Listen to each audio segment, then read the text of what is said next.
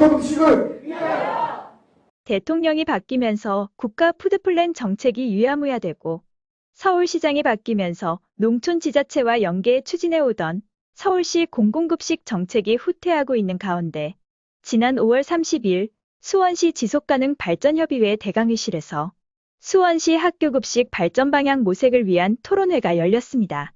수원 건강 먹거리 시민 네트워크와 수원시민 사회단체 협의회가 주최한 이날 토론회는 정상적인 친환경 학교급식을 추진할 수 없을 정도로 기능을 상실한 수원시의 학교급식을 정상화하기 위해 개최됐습니다.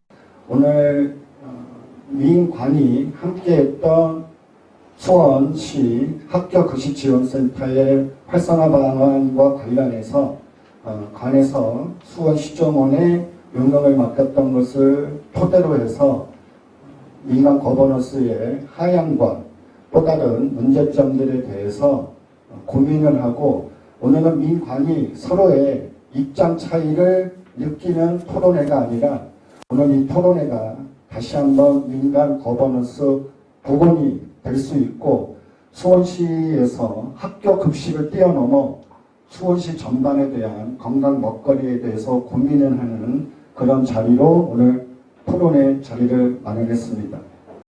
이날 토론회에서 수원시 친환경 학교급식 성과와 과제라는 제목으로 주제 발표를 진행한 이효희 경기지속가능 농정연구소장은 수원시는 조례 개정을 통해 학교급식 심의위원회의 기능을 축소하고 운영위원회를 해산시킨 데 이어 최근에는 수원시정연구원에 의뢰한 연구 용역을 통해 농협에 위탁하기 위한 근거를 만들고 있는 것 같다면서 조목조목 연구 용역의 문제점을 지적한 뒤 수원시 친환경 학교급식의 과제로 먹거리 운동의 목표 재설정, 거버넌스 복원, 친환경 가치 확대, 친환경 먹거리 통합지원센터 설립 등을 제시했습니다. 2018년 조례에 보면 운영위원회가 있었습니다. 그런데 21년 1월 7일 되면 운영위원회의 그 조례 자체가 없어집니다. 그래서 이런 부분에 있어서 민간 거버넌스의 기회 자체가 없어진 거죠. 심의위원회, 운영위원회가 학교급식과 관련해서 민간 거버넌스 할 수 있는 공식 통로인데 그 채널 자체가 차단되어 버린 사태가 이제 수원시에서 벌어졌다는 거 가장 최근 일인 겁니다. 그래서 그런 상황 속에서 수원 학교급식 지원센터 운영 활성화 방안 연구가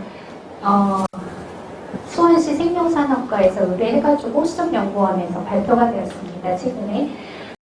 부천시 친환경급식 지원센터 사무국장으로 경기도 학교급식 지원센터 협의회장을 맡고 있는 김재철 회장은 부천 지역에서 생산되고 있는 쌀이 있음에도 불구하고 다른 지역의 친환경 쌀을 구입해 학교에 공급하면서 많은 농민들로부터 원성과 항의를 받았지만 결국 지역의 농민들로 하여금 친환경 쌀을 생산하도록 했고 지역에 김치 생산업체가 있음에도 타 지역에서 생산된 유기농 김치를 부천시 학교에 공급하고 있는 것은 운영위원회를 중심으로 거버넌스를 강화해왔기 때문에 가능한 일이라고 강조하면서 수원시가 센터 이름에서 친환경을 빼고 조례를 개정해 운영위원회를 폐지한 것은 부천 시민들은 학교급식 지원센터를 없애는 것으로 생각한다며 안타까움을 토로했습니다.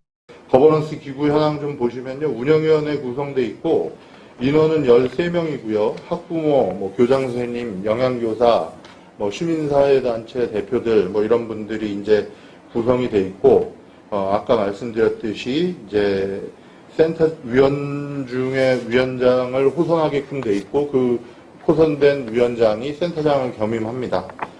작년 22년에 제가 쭉 보니까 보고 한 건하고 논의 한 건 합쳐서 88건의 안건을 처리를 했고요.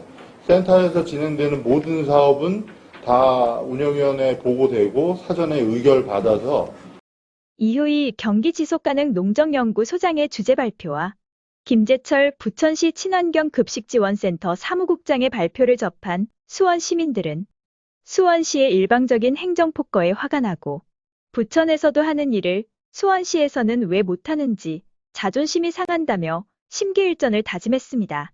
이제까지 시민사회가 해왔던 역할들 그리고 노력들을 좀 더 생각해 주셔서 같이 손잡고 갈 수 있도록 행정과 시민이 같이 가야지 수원이 더 따뜻한 수원이 될 수 있다는 생각이 들거든요. 일방적으로 행정이 무엇을 밀어붙이지 못하고요. 당연히 시민들에게 뭔가를 얘기할 때 그것들이 받아들여지려면 시민이 수긍해야 되잖아요. 긍정을 해야 되는 거잖아요. 그러기 위해서는 행정과 시민이 같이 손잡고 가야지만 훨씬 더 시민들에게 더 빨리 다가갈 수 있을 거라는 생각이 들고요. 조속히 우리 수원시에 필요한 거버넌스들을 다시 펼쳐주실 것을 제가 촉구드립니다. 이날 토론회에 참석한 오명근 수원시 생명산업과장은 센터를 농협에 위탁하려는 것 같다는 주제 발표를 듣고 깜짝 놀랐다며 그런 일은 절대 없을 것이라고 말했습니다. 제가 결론부터 말씀드리면 농수산진흥원에서도 이렇게 와 계시신 것 같은데 절대 저희가 뭐 수원시 학교급식 센터 학교급식에 관련해서 농협이라든지 이런 데 뭐 위탁이라든지 이런 거에 대해서 뭐 행정 쪽에서 논의를 했다거나 그런 적 전혀 없고 향후에도 그런 계획도 없다는 거 제가 자신 있게 말씀을 드리고 이거는 제가 뭐 제 윗분들께도 결재를 통해서 말씀을 드리겠습니다. 저희 전혀 그런 거에 대해서 논의될 바가 없습니다. 저희도 사실 깜짝 놀랐고 그래서 한편 이날 토론회에 앞서 수원건강 먹거리 시민 네트워크와 수원 시민사회단체 협의회는 지난 5월 17일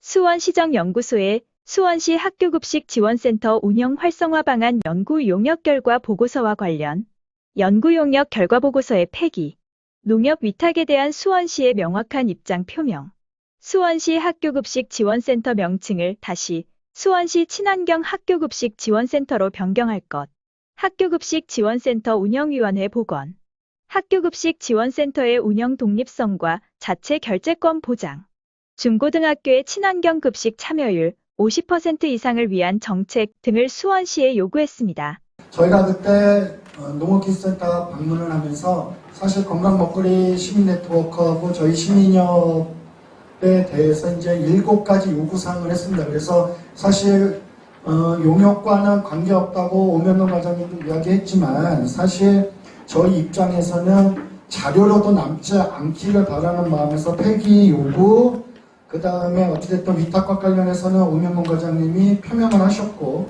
적어도 없다. 그러나 수원시는 현재 시간제 임기제 나급인 센터장을 다급으로 낮추면서 민간 전문가 대신 팀장이 센터장을 맡고 다급으로 낮춘 민간 전문가도 민관협치 전문가가 아닌 영양사 출신을 선발할 계획임이 알려지면서 이완될 대로 이완된 수원시 시민단체들의 요구는 또다시 묵살될 것이라고 관계자들은 진단하고 있습니다.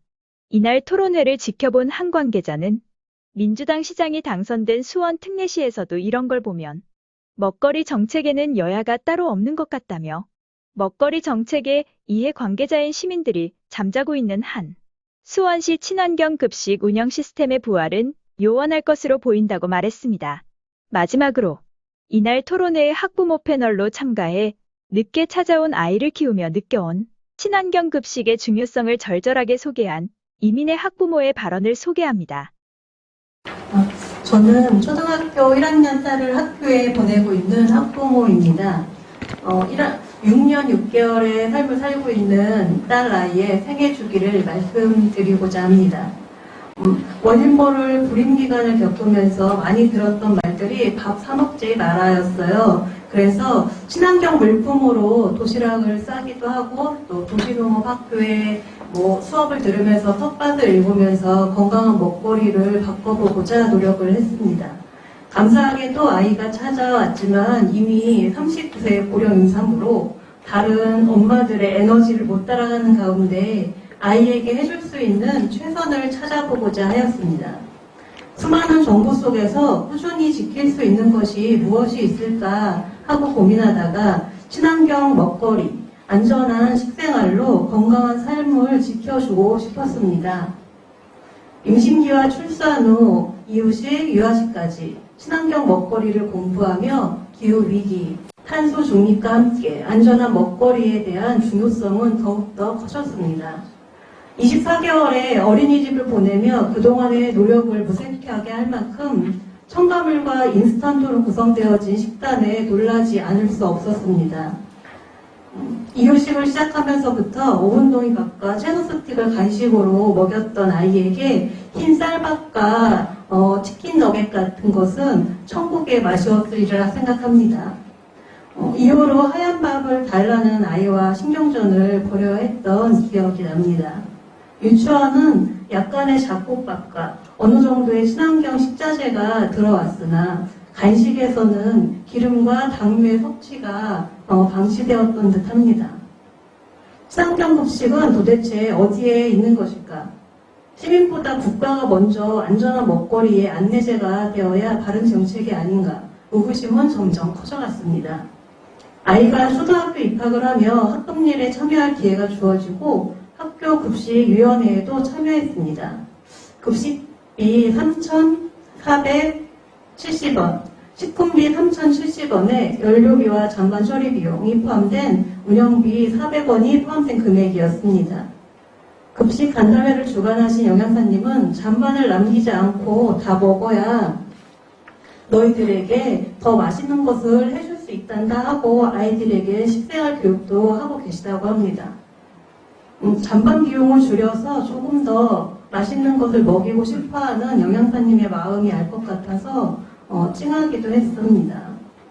자료에 의하면 화학 조미료를 사용하지 않고 첨가물이 사용된 소스류의 가공식품도 제한하고 있고 농산물은 친환경, 축산물은 무항생제, 된장, 고추장, 간장도 모두 유기사양의 물품들을 사용하고 있었습니다.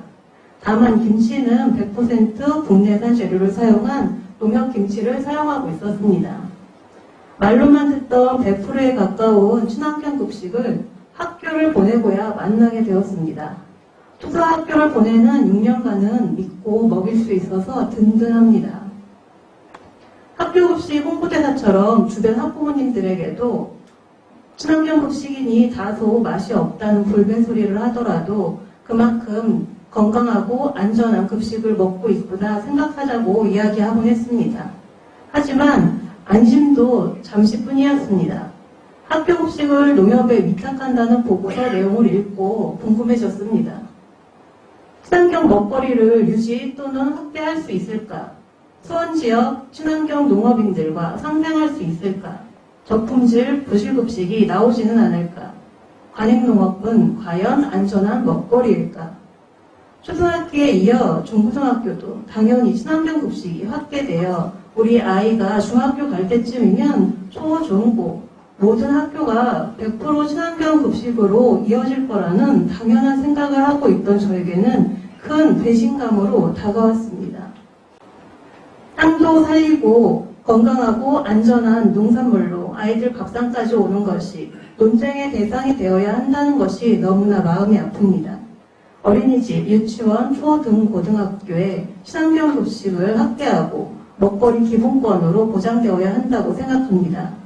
빈부격차에 따라 누구는 좋은 것을 먹는 것이 아니라 학교에서 먹는 한 끼 정도는 누구나 누려야 할 인권으로서 친환경 학교 급식의 가치를 지켜주시길 바랍니다. 한 끼 밥의 소중함을 잃어가는 세상에서 어른들이 지켜주는 건강한 밥상이 이어지길 바랍니다. 네, 박수가 납니다. 친환경 급식, 저도 아이를 키웠던 입장에서 아토피 아이를 키운 입장에서 정말 절실하게 느꼈던 부분이고요. 특히나 지금 초등학교에 100% 친환경 농산물이 들어간 것도 매우 중요한 성과입니다만 이게 사실은 초등학교 지나서 중학교, 고등학교까지 가야 사실은 그 모든 성과들이 체내에 축적될 수 있다는 거 그런 생각에서 우리 학부모님 말씀이 정말 마음에 많이 와닿았습니다.